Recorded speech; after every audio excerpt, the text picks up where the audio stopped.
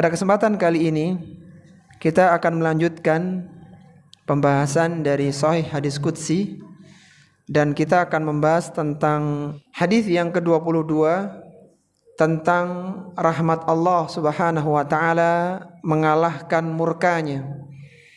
Hadis ini perlu kita pelajari dan perlu kita ingat, terutama ketika seseorang tergelincir dalam dosa dan kesalahan, maka hendaknya dia ingat hadis ini. Jangan sampai dosa yang telah dia lakukan, kesalahan yang pernah dia lakukan menjadikan dia berputus asa dari rahmat Allah Subhanahu wa taala. Hadis semacam ini perlu kita bacakan kepada mukmin, kepada muslim dan muslimah yang mereka telah menyesal atas dosa-dosa yang pernah mereka lakukan. Kita tidak membacakan beratnya siksaan, besarnya dosa yang telah mereka lakukan, tapi yang kita bacakan adalah tentang luasnya rahmat Allah, tentang rahmat Allah mengalahkan murkanya, sehingga orang yang asalnya berada di dalam jurang keputusasaan, dia akan bangkit. Dia yakin bahwa Allah Subhanahu wa taala mampu mengampuni semua dosa dan kesalahan yang telah dia lakukan.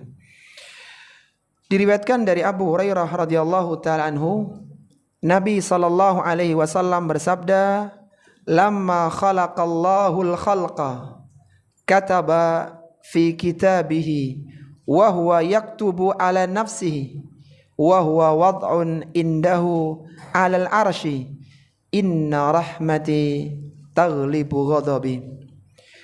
Kata Nabi sallallahu alaihi wasallam, ketika Allah Subhanahu wa taala menciptakan makhluk-makhluknya, maka Allah menuliskan di dalam kitabnya, dia menetapkan untuk dirinya. Lalu tulisan itu diletakkan oleh Allah Subhanahu wa taala di sisinya, di atas arasy-Nya. Kita tahu arasy adalah makhluk yang sangat besar, bahkan makhluk Allah yang terbesar. Apa tulisannya? Inna rahmati taghlibu ghadabi. Sesungguhnya rahmatku mengalahkan murkaku. Hadis ini diriwayatkan oleh Imam Al-Bukhari dalam sahihnya nomor 7404, dan lafaz ini milik Bukhari. Kemudian diriwayatkan oleh Imam Muslim dengan lafaz yang agak berbeda dalam sahihnya nomor 2751.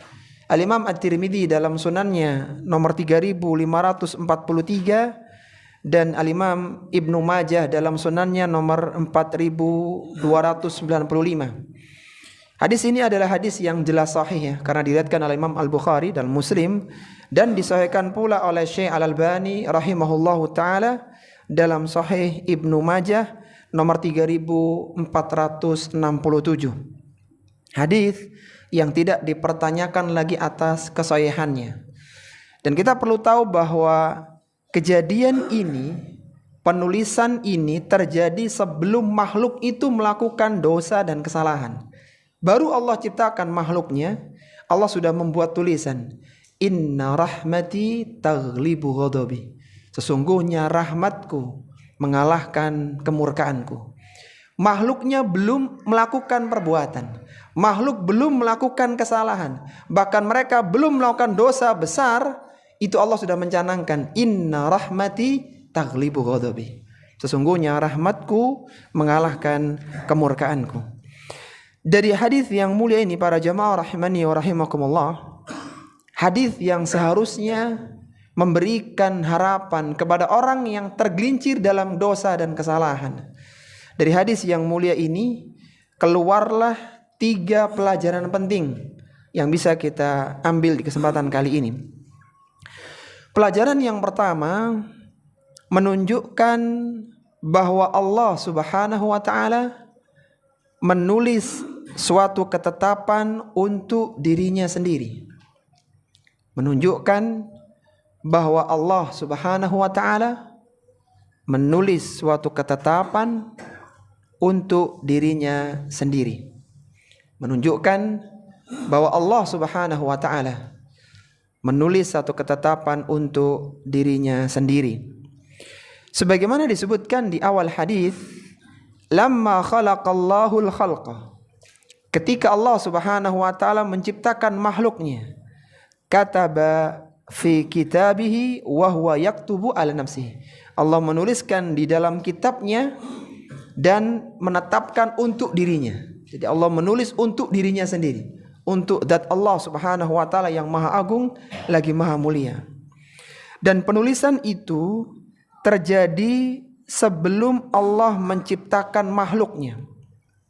Sebagaimana diriwayatkan dalam riwayat yang lain ya, ketika kita ingin mensyarah satu hadis, maka caranya kita harus jam'ut turuq.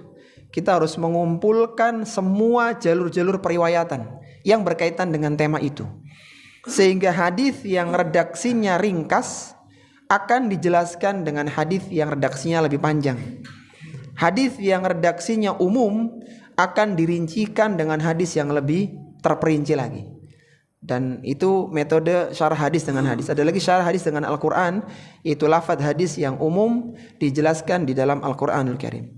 Ada riwayat yang lain dalam riwayat Ibnu Majah, kataba rabbukum ala nafsihi biyadihi qabla an yahluqal khalqa. Ini istidlalnya di sini, pendalilannya di sini. Rabb kalian telah menuliskan ketetapan untuk dirinya dengan tangannya sebelum dia menciptakan makhluk, qabla an yahluqal khalqa, sebelum Allah menciptakan makhluknya. Apa tulisannya? Rahmati sabaqat ghadabi. Agak berbeda tapi maknanya sama. Rahmatku mendahului murkaku. Intinya Allah itu terkadang membuat sebuah ketetapan untuk dirinya sendiri, ditulis, dan itu kalau dalam kaitannya dengan masalah ini, penulisan itu terjadi sebelum makhluk itu diciptakan. Dan antum bisa bayangkan, makhluknya belum ada, makhluknya belum berbuat, makhluknya belum berbuat dosa, Allah sudah berikan jaminan, inna rahmati taghlibu ghadabi. Kalau seandainya nanti makhlukku melakukan dosa, bahkan melakukan dosa-dosa besar, seandainya dia bertaubat, mohon ampunan, sesungguhnya rahmatku mengalahkan murkaku. Seharusnya dia mendapatkan hukuman dan siksaan, tetapi dia mendapatkan ampunan ketika dia mau bertaubat kepada Allah Subhanahu wa taala. Pelajaran yang kedua yang bisa kita dapatkan dari hadis yang mulia, hadis Abu Hurairah radhiyallahu taala anhu ini, menunjukkan kemuliaan tulisan tersebut. Menunjukkan kemuliaan tulisan tersebut. Menunjukkan kemuliaan tulisan tersebut. Sebagaimana disebutkan dalam hadis tadi, wa huwa wad'un indahu 'alal arsy. Tulisan itu setelah Allah menuliskan inna rahmati taghlibu ghadabi, diletakkan di sisi Allah Subhanahu wa taala dan diletakkan di atas arsy. Kita tahu arsy adalah sebuah tempat yang utama, yang besar, yang tersembunyi dari makhluknya. Tidak ada manusia yang bisa melihat arsy. Bahkan Nabi SAW tidak tahu betapa luasnya arsy, kecuali hanya dengan wahyu dan hanya dengan perbandingan, yaitu langit yang 7 lapis dibandingkan dengan kursi. Itu langit seperti sebongkah cincin, kursi seperti padang pasir. Kursi dibandingkan dengan arsy, kursi seperti sebongkah cincin, sedangkan arsy seperti padang pasirnya. Dan kursi adalah maudhi'ul qadamain, tempat kedua telapak kaki Allah Subhanahu wa taala. Hanya dengan perbandingan inilah arsy bisa diceritakan. Berapa meter perseginya tidak ada yang tahu, karena demikian luasnya arsy. Dan disitulah Allah meletakkan tulisan itu. Dan kalaulah kita boleh membuat permisalan, ya walillahil mathalul a'la, dan Allah memiliki permisalan sangat tinggi. Seandainya ada seorang itu punya sesuatu yang berharga, dia punya emas, permata, mutiara, maka dia tidak akan meletakkan sembarangan. Dia akan diletakkan di kamar khususnya. Jadi sekian banyak kamar yang ada. Di kamar itu pun diletakkan di lemari. Lemari pun dimasukkan ke dalam berangkas. Dan biasanya masih ada lagi tempat khusus mutiara itu. Di tempat itulah seorang menyimpan barang berharganya. Ketika Allah Subhanahu wa ta'ala menyebutkan bahwa Allah meletakkan di atas arasy-Nya, maka itu menunjukkan sesuatu yang istimewa. Dan kalaulah tidak ada kalimat ini, maka makhluk yang berdosa pasti akan mendapatkan adab dari Allah Subhanahu wa ta'ala. Dan ini sebagai bantahan pula bagi orang-orang wa'idiyah yang mereka meyakini bahwa pelaku dosa besar, pelaku dosa bahkan pasti harus merasakan neraka. Akidah Ahlussunnah wal Jamaah tidak demikian. Pelaku dosa, bahkan dosa besar, belum tentu dia merasakan neraka. Kalau kebaikannya ternyata bisa mengalahkan keburukannya. Dan salah satu yang menjadikan dosa terkalahkan karena dia sudah mohon ampunan kepada Allah Subhanahu wa ta'ala. Karena rahmat Allah mengalahkan murkanya. Kemudian yang ketiga, dan ini intinya, pelajaran yang bisa kita ambil adalah rahmat Allah Subhanahu wa ta'ala mengalahkan murkanya. Rahmat Allah Subhanahu wa ta'ala mengalahkan murkanya. Rahmat Allah Subhanahu wa ta'ala mengalahkan murkanya. Ini kalimat yang sangat penting.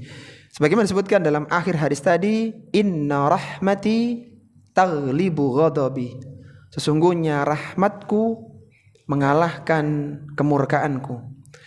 Rahmat Allah Subhanahu wa ta'ala itu lebih dulu daripada murkanya. Kenapa? Karena rahmat itu sifat asal Allah Subhanahu wa ta'ala. Allah itu sifatnya rahmat pada asalnya. Sedangkan murka, sifat murka Allah Subhanahu wa ta'ala baru muncul ketika ada hamba yang melakukan kesalahan atau kedurhakaan. Baru muncul kemurkaan Allah Subhanahu wa ta'ala. Tapi pada asalnya sifat Allah itu adalah rahmat. Allah merahmati hambanya. Kapan Allah murka? Ketika ada hamba yang melakukan dosa dan kedurhakaan, baru muncul kemurkaan Allah. Jadi kalaulah tidak ada hamba yang berdosa, Allah tidak murka. Sehingga yang muncul adalah rahmat Allah Subhanahu wa ta'ala. Sehingga inna rahmati taghlibu ghadabi, maksudnya pada asalnya sifat Allah itu rahmah. Allah baru murka kalau hamba melakukan dosa dan durhaka. Kemudian yang kedua, yang dimaksud dengan inna rahmati taghlibu ghadabi, maksudnya adalah jumlah hamba yang mendapatkan rahmat Allah Subhanahu wa ta'ala itu jauh lebih banyak dibandingkan dengan jumlah hamba yang mendapatkan murkanya. Betapa banyak hamba yang sebenarnya dia tidak layak mendapatkan rahmat, namun dia mendapatkan limpahan rahmat Allah Subhanahu wa ta'ala. Berbeda dengan murka. Ada orang itu, jadi ketika seorang itu melakukan dosa, maka baru Allah memberikan murka. Adapun rahmat, ada orang yang seharusnya itu dia tidak mendapatkan rahmat, tapi karena luasnya rahmat Allah dia terlimpahi dengan rahmat itu. Tapi murka tidak Allah berikan, kecuali kepada orang yang melakukan dosa dan kesalahan. Contohnya ya, disebutkan oleh para ulama syurah, contohnya misalnya janin, anak balita, anak-anak kecil, yang mereka belum pernah melakukan ibadah yang dianggap dalam syariat kita. Karena anak kecil itu kan ghairu mukallaf. Salat pun gak berpahala, dosa pun juga gak dianggap dosa. Mereka belum melakukan apa-apa dalam peribadahan. Tapi anak-anak seperti ini sudah mendapatkan rahmat Allah Subhanahu wa ta'ala, padahal mereka belum melakukan ketaatan kepada Allah Subhanahu wa ta'ala. Mereka belum, bayi misalnya dia belum sholat, dia belum puasa, dia belum zakat, dia belum berhaji, masih bayi. Tapi dia sudah dirahmati oleh Allah Subhanahu wa ta'ala. Adapun murka tidak Allah berikan kecuali kepada orang yang melakukan hal-hal yang bertentangan dengan aturan Allah. Seperti misalnya seorang yang membunuh mukmin, seorang yang lari dari medan peperangan, yang semua ini mendatangkan kemurkaan Allah untuk dia. Artinya kalau dia nggak melakukan itu, dia nggak dimurkai oleh Allah. Begitu dia melakukan itu, Allah baru murka. Beda dengan bayi tadi, dia tidak melakukan apa-apa sudah mendapatkan rahmat Allah Subhanahu wa ta'ala. Sehingga pemaknaan yang kedua, inna rahmati taghlibu ghadabi, maksudnya jumlah hamba yang mendapatkan rahmat jauh lebih banyak dibandingkan dengan jumlah hamba yang mendapatkan kemurkaan Allah Subhanahu wa ta'ala. Sebagaimana Allah Subhanahu wa taala firmankan dalam Al-Qur'an sebagai contoh ya, ini yang kemurkaan Allah. Allah berfirman dalam surat An-Nisa pada ayat yang ke-93, "Wa may yaqtul mu'minan muta'ammidan." Barang siapa yang membunuh mukmin dengan sengaja. Jadi sengaja dibunuh mukmin itu, ini dosanya besar sekali. Sampai terbunuhnya seorang mukmin itu lebih berat bagi Allah daripada hancurnya seluruh dunia. Kata Nabi SAW, la zawalud dunya ahwanu indallahi min qatli rajulin muslim. Hancurnya dunia ini itu lebih ringan bagi Allah daripada terbunuhnya satu orang muslim. Nah, kalau ada orang yang sengaja membunuh orang yang beriman, apapun alasannya, apalagi alasan yang tidak dibenarkan, apa balasannya? Fajazauhu jahannam. Maka baginya ancaman neraka jahanam, khalidan fiha, dia kekal di dalamnya. Kemudian Allah mengatakan wa ghadiballahu alaihim, dan Allah murka kepadanya. Kenapa Allah murka? Karena dia melakukan dosa. Seandainya dia tidak membunuh, Allah tidak murka. Jadi ketika dia membunuh seorang mukmin dengan sengaja, maka diancam dengan neraka. Wa ghadiballahu alaihim, Allah murka kepadanya. Wa la'anahu, Allah melaknatnya. Wa'addalahu adaban azima, dan Allah telah menyediakan baginya siksaan yang besar. Kapan orang ini dimurkai oleh Allah? Kapan orang yang dimurkai oleh Allah? Setelah membunuh dengan sengaja. Seandainya dia tidak membunuh, Allah tidak murka. Jadi kemurkaan baru datang ketika dia melakukan dosa dan kesalahan. Contoh yang kedua, dalam surat Al-Anfal ayat yang ke-16, wa may yuwallihim yauma idzin duburahu. Pada hari yang mereka itu mundur ke belakang, illa mutaharrifal liqitalin, kecuali karena strategi perang, au mutajayyizan ila fi'atin, kecuali dia bergabung dengan pasukan yang lain. Jadi ada orang yang perang kemudian dia mundur ke belakang, bukan karena strategi perang, bukan karena ingin gabung dengan kelompok yang besar. Apa dosanya? Faqad ba'a bi ghadabim minallah, maka dia kembali itu dengan mendapatkan murka Allah. Wa ma'wahu jahannam wa bi'sal masir, bagi mereka neraka jahanam tempat kembalinya, dan itu adalah seburuk-buruk tempat kembali. Coba kita teliti ayat yang mulia ini. Ketika ada seorang mukmin yang berjihad, maka ini pahalanya besar. Bahkan seandainya dia terbunuh di medan jihad, ada 6 keutamaan. Diampuni dosanya sejak tetesan darah yang pertama, dia tidak dikejutkan dengan kejutan hari kiamat, tiupan sangkakala, dia nikahkan dengan bidadari surga, dia bisa memberikan 60 syafaat kepada kerabatnya. Ada banyak keutamaan orang yang berjihad ini. Tapi begitu dia mundur ke belakang, saat mundur itu loh Allah murka kepadanya. Artinya seandainya dia tidak mundur, atau sebelum dia mundur, Allah murka apa tidak? Tidak murka. Kapan murkanya? Ketika dia mundur. Ketika dia mundur dari peperangan, maka itulah Allah murka. Jadi kembali lagi, semua dalil-dalil ini menunjukkan bahwa kemurkaan Allah itu baru datang, baru terjadi saat hamba melakukan kesalahan. Jadi bukan gak ada angin, gak ada hujan kemudian Allah murka, tidak ada. Yang ada Allah merahmati. Allah itu mencintai hambanya. Ketika hamba itu melakukan kesalahan, maka Allah murka. Itu pun kalau hambanya tidak bertaubat. Seandainya hambanya bertaubat, maka Allah pun kembali merahmati mereka. Jazakallahu khairan. Kita tentu masih ingat para jamaah rahimani wa rahimakumullah, kisahnya Ashabul Ukhdud di surat Al-Buruj ya, yang dia membakar orang-orang yang beriman dan dia menyaksikan proses pembakaran itu. Jadi kita tahu ya, ada seorang gulam yang dia tidak bisa dibunuh kecuali dengan satu cara, yaitu dia diletakkan di sebuah pohon, di sebuah tempat, kemudian yang mana harus rajanya pun harus mengucapkan amantu bismillahirabbil gulam, dengan menyebut nama Robnya pemuda ini. Akhirnya dipanah, kena pelipisnya, mati dia, meninggal dunia. Dan kejadian itu dilihat oleh seluruh rakyat raja itu, sehingga terbunuhnya Hulam justru menjadikan mereka beriman. Semuanya kompak mengatakan amantu bi rabbi Hulam, kami beriman dengan Robnya pemuda ini. Dan raja murka sehingga dibuatlah parit yang berisi api, orang yang ingin selamat harus keluar dari agamanya gulam. Sehingga ada seorang ibu-ibu yang dia sedang menggendong anaknya. Kemudian giliran dia akan dilemparkan. Ibu ini ragu, kalau dia mati nggak apa-apa, tapi anaknya gimana? Maka bayi itu bisa mengatakan, wahai ibu isbir, ya umma isbir. Karena sungguhnya engkau berada di atas kebenaran. Jadi bayi bisa bicara dan akhirnya ibu pun dilemparkan ke dalam api itu. Nah, kejadian itu yang Allah sebutkan dalam surat Al-Buruj ya, yang itu bersambung dengan nanti kejadian di surat Al-Fil. Karena raja itu nanti akan diperangi oleh raja Nasrani. Jadi kalau kita sambung kisahnya, raja yang tadi mau lakukan pembunuhan massal rakyatnya dengan dibakar, ada satu orang yang selamat. Satu orang yang selamat dan dia orang Nasrani, itu agama Nasrani zaman itu. Dia melapor ke Raja Yaman, ke Raja Syam ya. Kemudian Raja Syam memerintahkan Raja Yaman yang sama-sama Nasrani untuk melakukan agresi penyerangan balasan. Waktu itu yang dikirim 2 orang, salah satunya itu Abroha ya, Raja Abroha.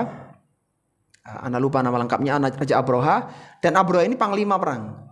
Ringkasnya akhirnya raja yang tadi membunuh itu berhasil dieksekusi, bahkan dia melarikan diri di laut dan akhirnya tenggelam. Akhirnya Abroha lah menguasai tempat itu, terjadi perang antara 2 panglima ini dan yang menang Abroha. Abroha akhirnya membuat sebuah tempat yang megah, yang dia pingin menjadi tempat pusatnya orang-orang Nasrani, yang disebut dengan Al-Qulais, sebuah bangunan yang tinggi, megah.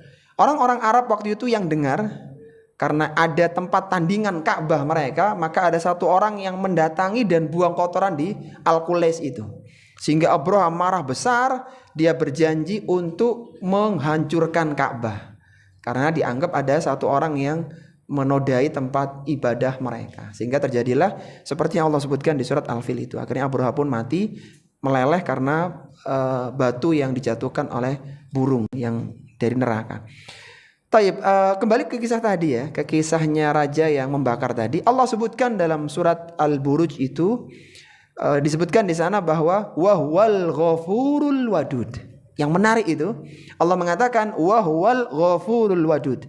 Dan dia Allah subhanahu wa ta'ala Al-Ghafur, maha pengampun, dan Al-Wadud, maha penyayang. Apa kata Syekh As-Sa'di rahimahullah ta'ala dalam tafsirnya Taisir Karimir Rahman fi Tafsir Kalamil Mannan, ketika menjelaskan ayat tadi dan mengaitkan dengan kisah Ashabul Uhdud, beliau mengatakan bahwa di dalam ayat ini wahwal ghafurul wadud, dalam potongan ayat di surat Al-Buruj itu, seandainya raja yang sudah membunuh rakyatnya dengan dibakar, sudah gitu disaksikan, artinya dia bangga dengan pembakaran itu, dia bertaubat kepada Allah seandainya saja, maka Allah akan mengampuni dosanya dan Allah akan menyayanginya. Seandainya, tapi tidak, akhirnya dia dalam kekufuran. Tapi seandainya orang yang punya dosa seberat itu, dia mau bertaubat kepada Allah, maka Allah akan mengampuni dia dan Allah akan menyayangi dia. Bayangkan kalau ada orang yang dosanya tidak sekaliber itu, maka jelas bagi Allah mudah untuk mengampuni dosa-dosa hambanya. Itu ikhwati fillah, 3 pelajaran penting ya. Coba kita ulang sebelum kita pindah di hadis yang ke-23. Ada 3 pelajaran penting tadi. Apa yang pertama? Menunjukkan Allah menulis sesuatu ketetapan untuk dirinya sendiri. Masya Allah. Yang kedua, menunjukkan kemuliaan tulisan tersebut. Yang ketiga, rahmat Allah mengalahkan murkanya. Tadi pesan anak tadi ya, antum ingat hadis ini, terutama ketika seorang tergelincir dalam dosa dan kesalahan, terutama ketika ada orang yang melaporkan dia sudah menyesal dengan dosanya. Antum jangan bacakan ayat-ayat ancaman, orang yang berzina begini, orang yang bunuh, jangan itu.